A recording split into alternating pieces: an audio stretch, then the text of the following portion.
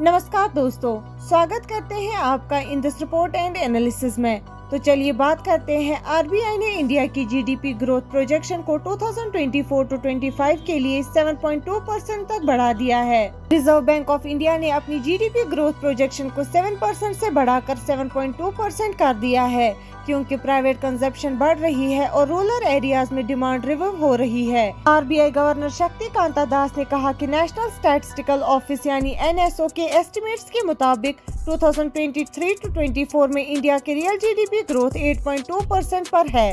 उन्होंने ये भी बताया कि 2024 टू 25 तक डोमेस्टिक इकोनॉमिक एक्टिविटी रिजिलियंट रही है। मैन्युफैक्चरिंग एक्टिविटीज भी स्ट्रॉन्ग हो रही है, क्योंकि डोमेस्टिक डिमांड बढ़ रही है। सर्विस सेक्टर्स भी अच्छा परफॉर्म कर रहे हैं, जैसा हाई फ्रीक्वेंसी इंडिकेटर से पता चल रहा है। बाद में जब पूछा गया कि क्या इकोनॉमी और हीटिंग हो रही है, तो आरबीआई डिप्टी गवर्नर माइकल दिबात्रा ने कहा, हमें और हीटिंग का कोई साइन नहीं दिख रहा है, क्योंकि पेंडेमिक के टाइम आउटपुट काफी कम था और अब ये हाई ग्रोथ रेट्स उसी लेवल को कैच अप कर रहे हैं, तो कोई और हीटिंग का साइन नहीं है। गवर्नर दास ने अपनी मॉनेटरी पॉलिसी स्टेटमेंट में कहा कि प्राइवेट कंजप्शन, जो सारी मांग का बड़ा हिस्सा है, शहरों में स्टेडी तरीके से बढ़ रहा है। रूरल एरियाज में भी खेती की एक्टिविटीज इम्प्रूव हो रही है और इन्वेस्टमेंट्स का काम तेजी से बढ़ रहा है। उन्होंने कहा कि इंडिया मीटियोरोलॉजिकल डिपार्टमेंट यानी IMD के मुताबिक आने वाला मानसून खरीफ की फसल को बढ़ावा देगा और रिजर्वायर के लेवल को सुधार देगा। इन सब फैक्टर्स को नजर में रखते हुए 2024 टू 25 के लिए रियल जीडीपी ग्रोथ को 7.2% पर एक्सपेक्ट किया गया है।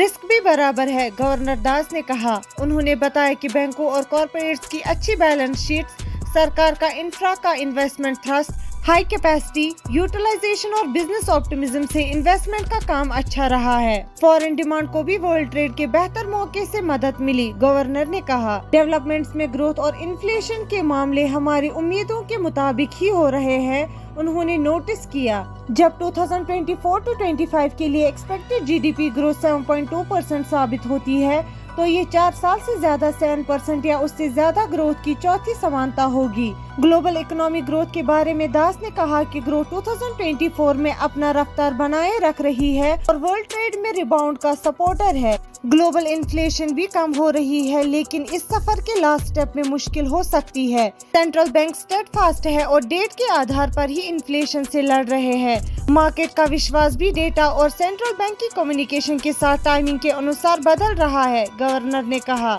कुछ लोग सोचते हैं कि जब बात मॉनेटरी पॉलिसी की होती है तो Reserve Bank follow the Fed का नारा मानती है।